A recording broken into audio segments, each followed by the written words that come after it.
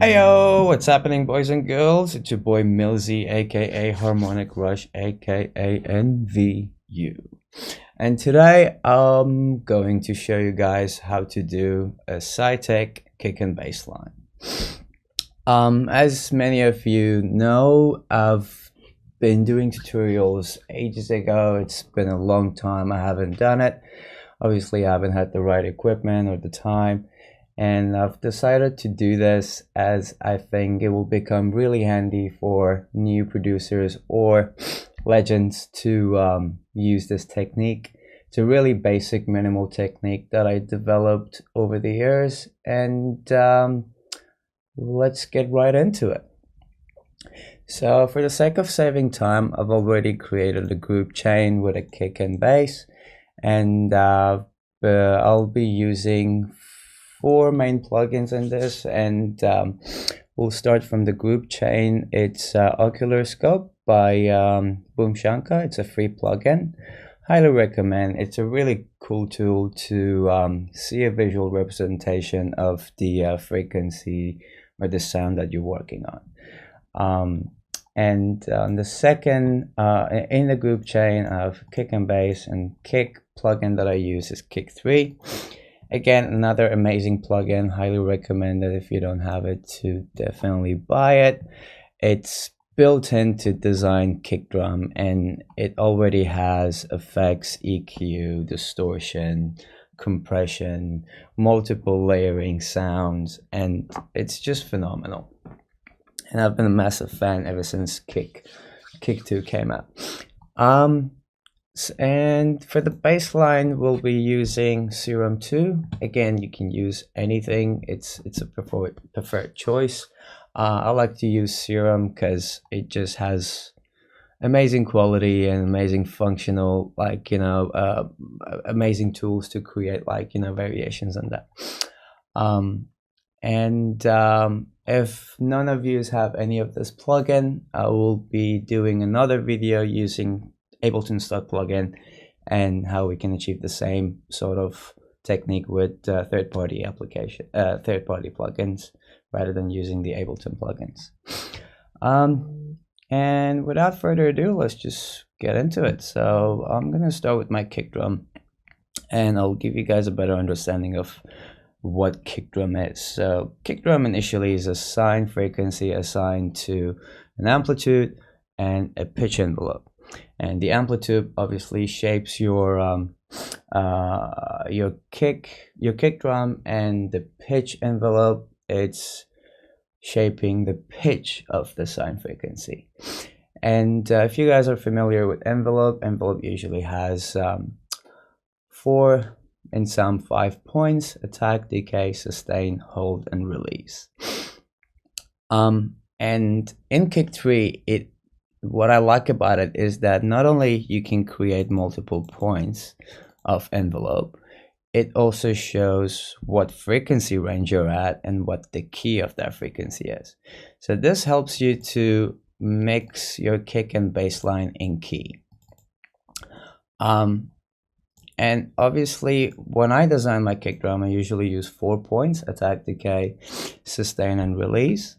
And the first thing I do is I'll just go to the release of the kick drum, and I'll put it on the root key of the track that I'm going to use. So let's say most of my tracks have been produced lately in D minor and D major, so I'll be using D, which is 36 frequency. That should be a great point to know that your sub frequency is sitting at 36 hertz. And the second thing, the 2 main things I'll be focusing on is basically this 2 points. And the attack as well, I can put it at the top. It really, that comes based on your taste. If you want it to be more clicky, punchy, you bring it all the way up, or if you don't want it, you just bring it down. And speaking of up and down, left and right, basically each points, as you can see on the waveform here, the higher I go, the more shorter it gets, the more pitchy it gets, which sounds like a laser. Oof, that was really loud. My eardrums. I actually forgot I missed a step. So let's have my kick drum sitting at -6, and I usually do that because my kick drum is the loudest sound in my tracks, and -6 is the loudest point. Anything that goes beyond -6, I'll compress it and I'll be mixing the amplitude so it's all level. That's a mixing tip. If when you want to mix something, that's the way I've learned it. So let's see if this is loud. Oh, it's still loud. All right, so as you can see, it's really punchy with an attack, like, you know, just lasery. And if I bring it down lower, you can see the frequency starts to expand and gets lower and boomier. Let me remove the click so we don't hear it. And higher. Punch, laser, booming. All right, so what I like to do is to find a happy medium, not too high, not too low, right here. Just gives me that nice punch there. And a really cool tip when it comes to shaping and designing kick drum, the curvier it gets, the harder it looks.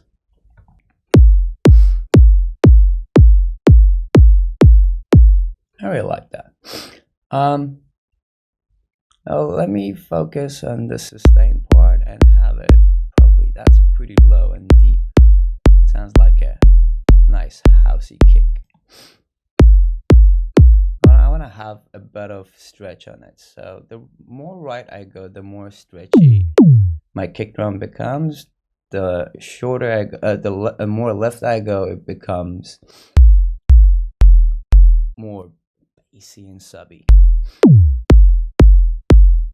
So again, I'll find a happy medium between the 2 points.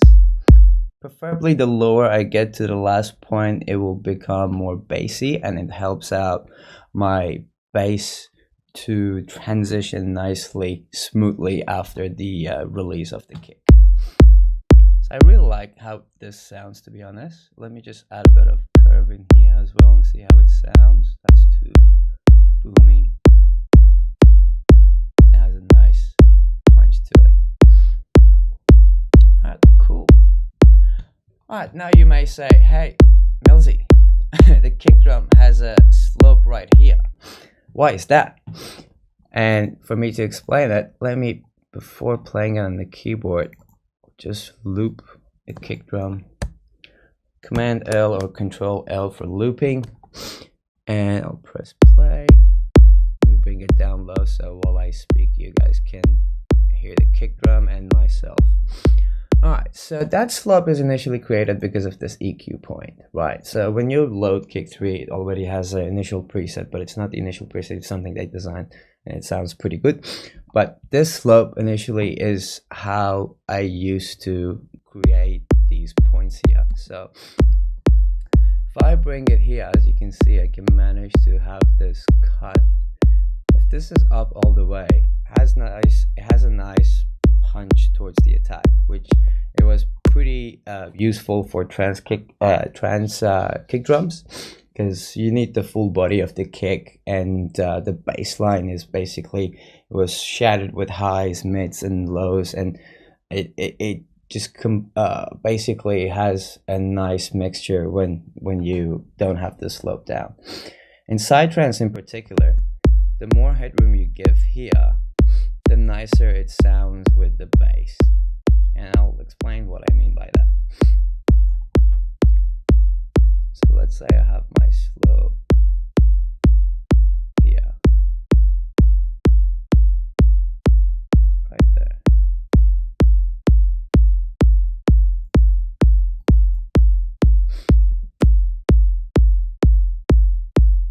You already start to hear the changes between the balance of the attack and the sustain.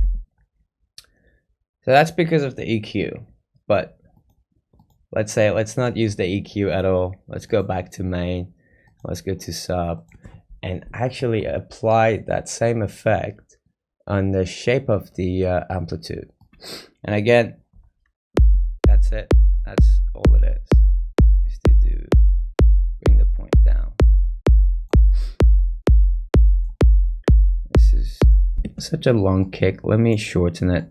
As usually side kicks, it's around the 8th bar right there.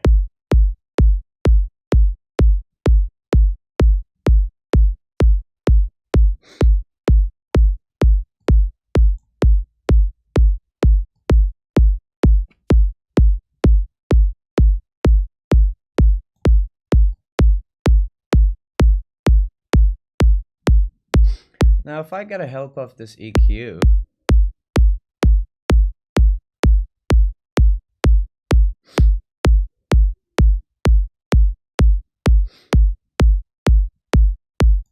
can even clean it up a little bit more.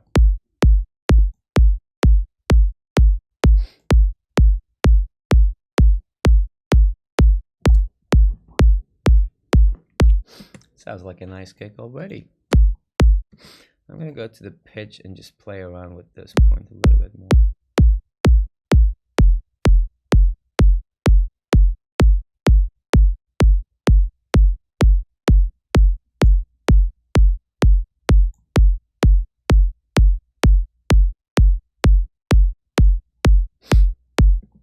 There's a bit of attack on the transient. Let me just fade that out.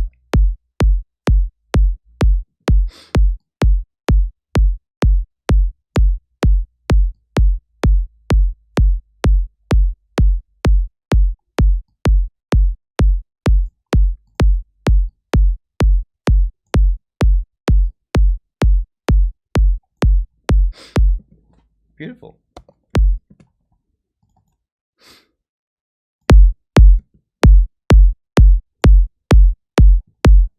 Nice punch.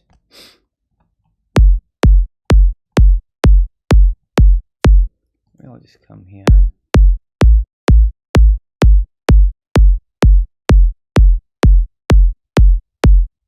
right there. Let's have a click on it too, and let's have the click really short, just the short as it gets.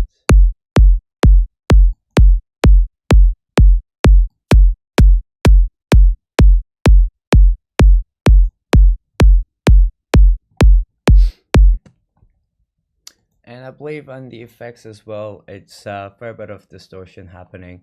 Not too much, as you can see. It's just a little bit of drive, and yeah, without it.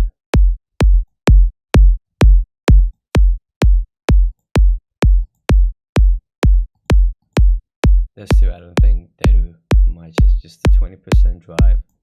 But the main thing is on the drive mode, which is just distortion. So I'm pretty happy with my kick drum, and let's move on. That's what I'll do. Like, I don't need to do anything else. It has, as I said, kick 3 has built-in EQ effects and all of that, and you have a limiter at the end as well. So the best part from here on point is to export it and save it, and this is how you do it. It just renders it, and you just drag and drop, and you have your kick drum right here. And what I like to do, every kick drum I design, I just save it, and I have it in the sample pack that I use daily. And instead of going through designs again, I just use that. But there are times when I produce, I like to design kick drums, because every time you design, every point is slight different, the kick drum sounds different. So I'm pretty happy with this. So I'll just delete that for now. I'll keep this for the sake of video. Let's just move on to the bassline. So bassline is initially the most important part of the track, right? And the kick and bassline relationship has to be on point. If it's slightly out, it's just not gonna work. And for my bassline technique, I use such a simple technique as well. It's basically just one frequency, soft frequency, and we're gonna use the default shape, nothing too fancy. It just comes depending on your taste, what type of other soft frequencies you want to use. But I'll be using one frequency and just a filter. That's all I'll be using. But what I'll do is I'll have my octave lower, so that's what I used to do all the time. But it really doesn't matter, you can just go short, like lower keys. And I like to have my phase on 0 and have the randomization of phase to 0. That initially means every time I press the key, it starts from that point and this point only. If I have the randomization on, every key that I play, it just picks randomly here or here or here or here, which I don't need for my mono bass line. I just wanted to keep the phase to 0 and randomization to 0. And nothing too fancy here as well. I don't want to do anything about it. I just want to have a filter on and just bring my filter around, let's say 153 hertz. And I'm going to assign this.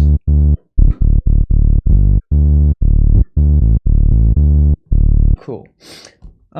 With this particular one, I'm going to use OccularScope again, and I'll put it here so you guys can see that, and I'll have Serum here so you can see both.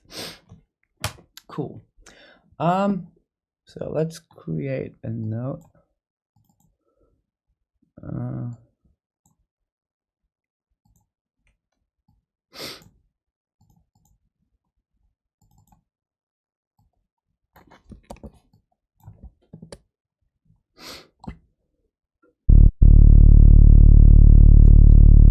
There we go. I'll put you here. Maybe I'll resize you to there. And let's bring Serum. Where did Serum go? Oops. Alright, cool.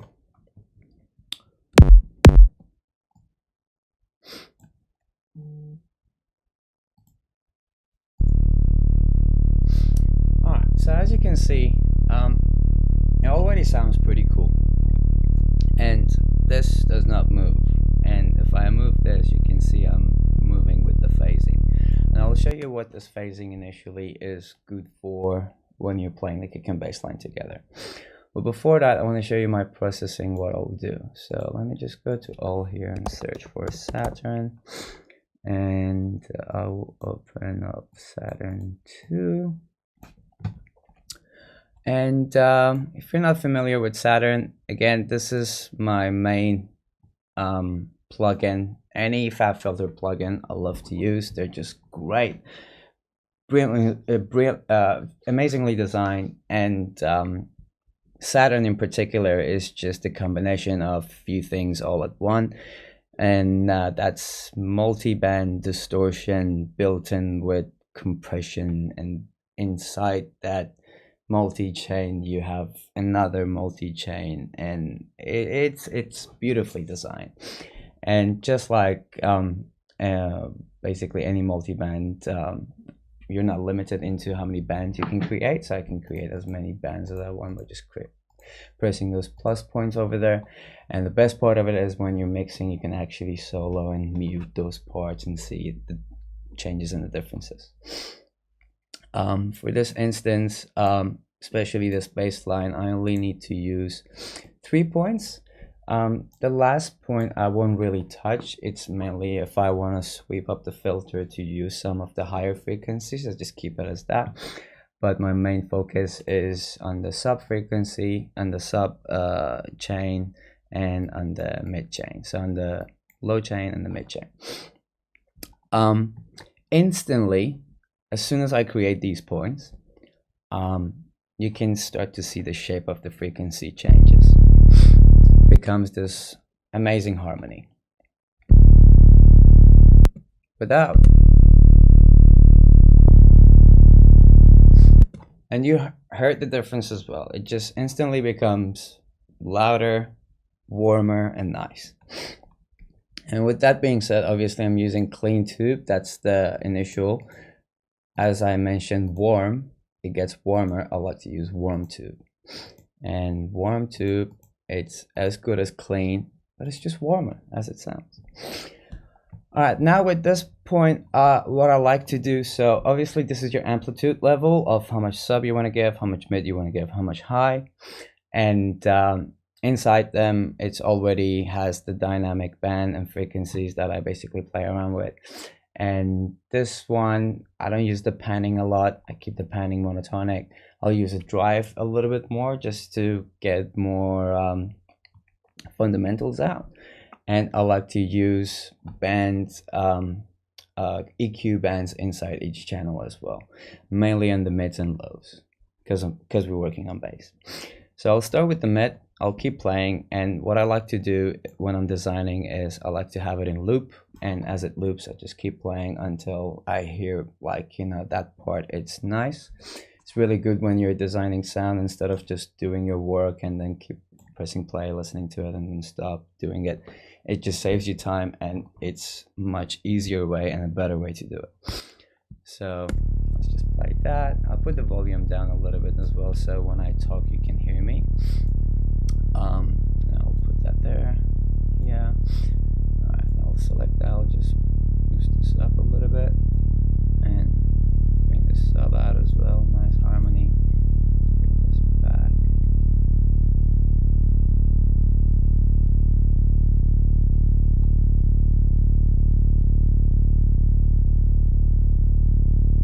I like that. Alright, so let me bring the mid up a little bit so I have nice mids going on. That's maybe too much mid right there.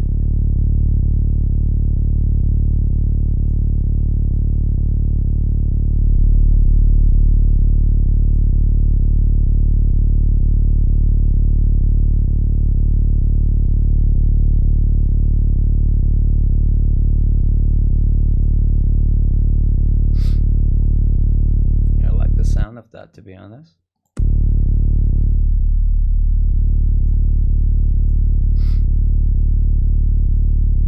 Cool. Now that's my bassline done, I believe. Alright, let me add an LFO tool for sidechaining. Again, I like using LFO tool because I can create manual points. Compression, sidechaining, it's great, but this anything with amplitude, it's the best in my opinion.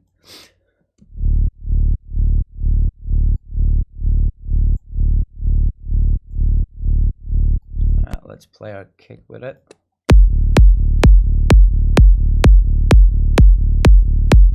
Too loud, maybe.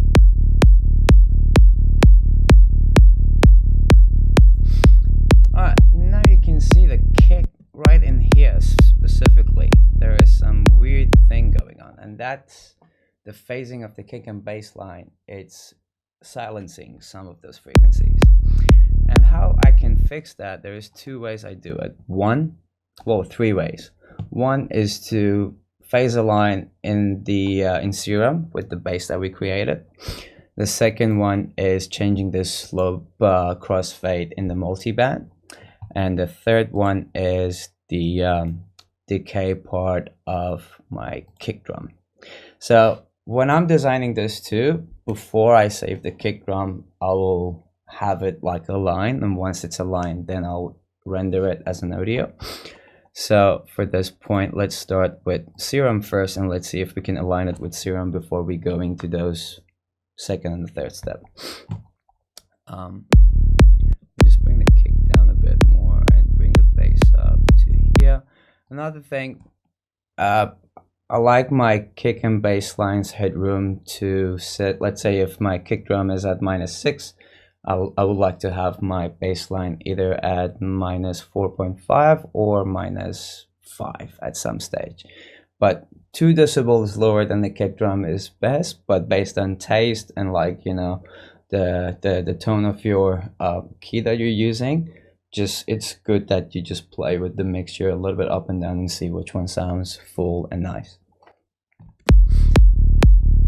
Alright, let's move the phase and just focus on this part, and once you see like they're all aligned and it's like a nice harmonious frequency, then you know your phasing it's aligned, and you'll start to see what I mean.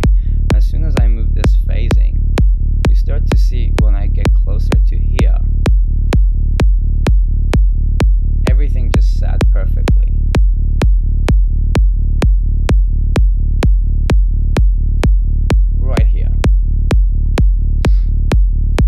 that means I don't need to go to my kick drum and change anything.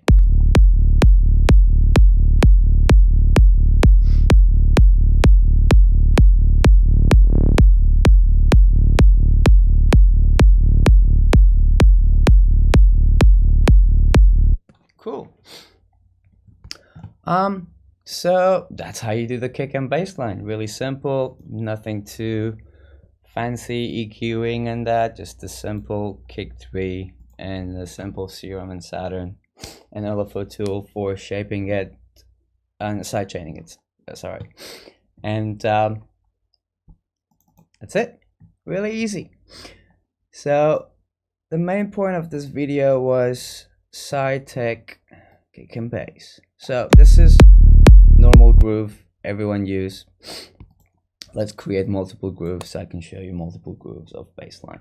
And this is what I like to do, is to create different patterns of bassline for any track and see which one gives me the movement. And usually it starts when I just stand up instead of sitting down and I just shake my booty and I'm like, that's it, that's the rhythm. So for this one we use the same thing, but I'm gonna use the pitch bend modulation here all the way to 24 and minus 24, as much as I can go up high and as much as I can go up down.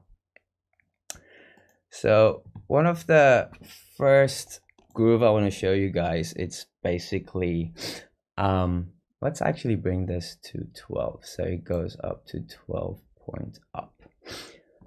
All right, and this one minus 12. So I want to show you this. I'll create point, point, point, point, and point. And I'll have this one like a square shape and this one like a square shape too. Let's hear it.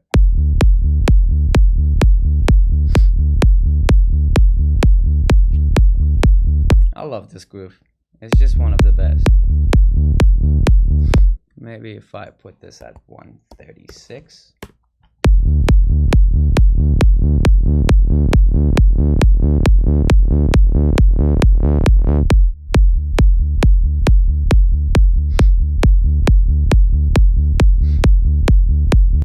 Cool.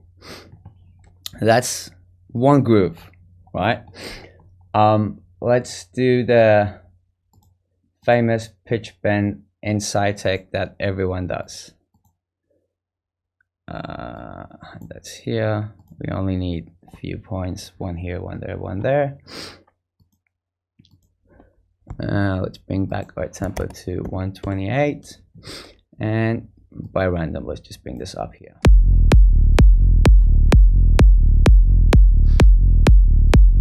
Let's keep playing.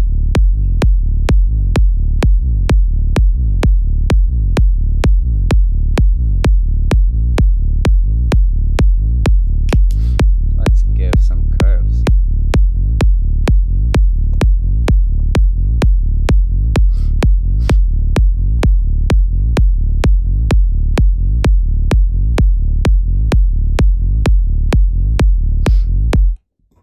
I like that already. All right, let's open up Serum again and let's just create a nice bassline groove that's focused on the mid-range on top.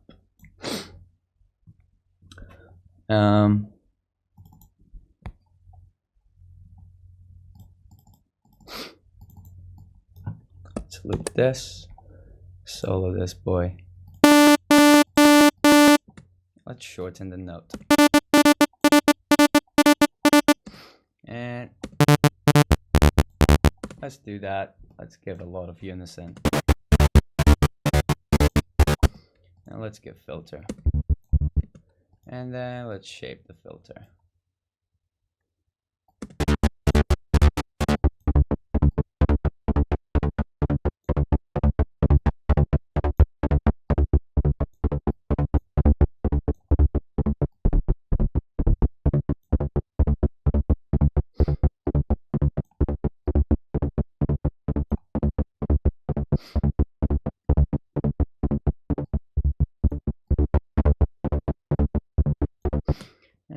Let's just give an LFO to this, have it on free, take this out so it has nice movement.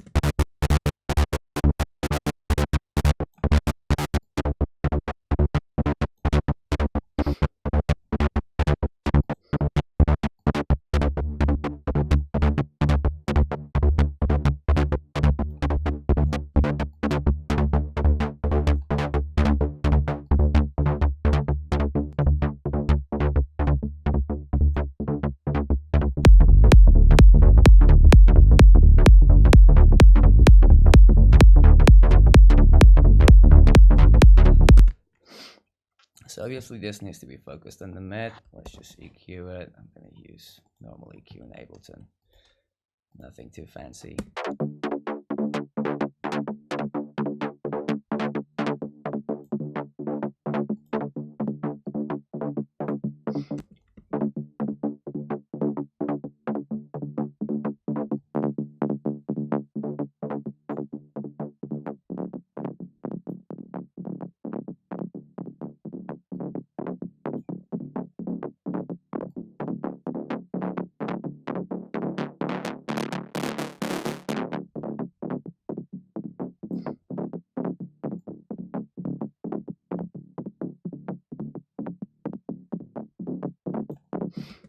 Let me just create another point like this and have this assigned to the pitch, and then go to my matrix pattern, have it from 0 to there. Nice.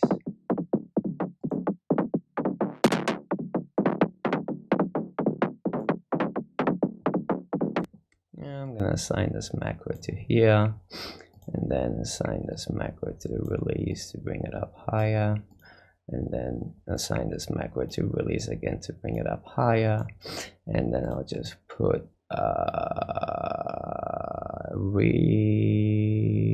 control reverb. Let's give a long ass reverb to it, and bring your decay up, yeah, size up. Do that, and then give a nice mix towards here.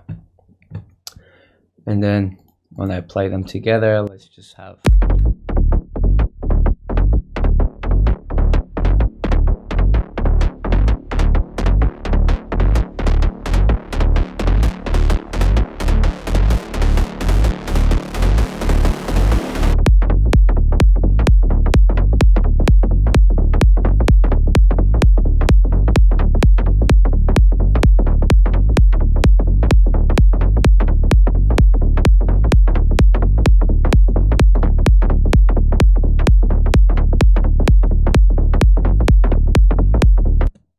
so cool.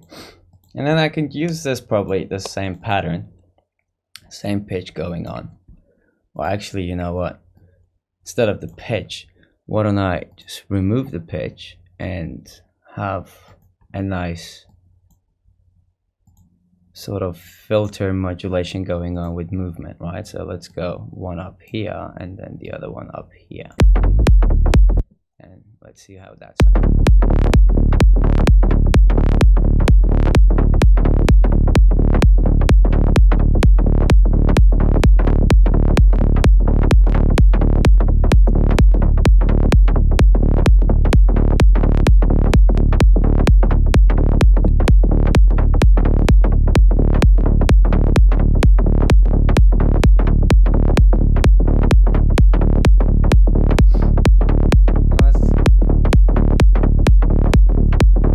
While we do that, let's just have a pitch from up here to down.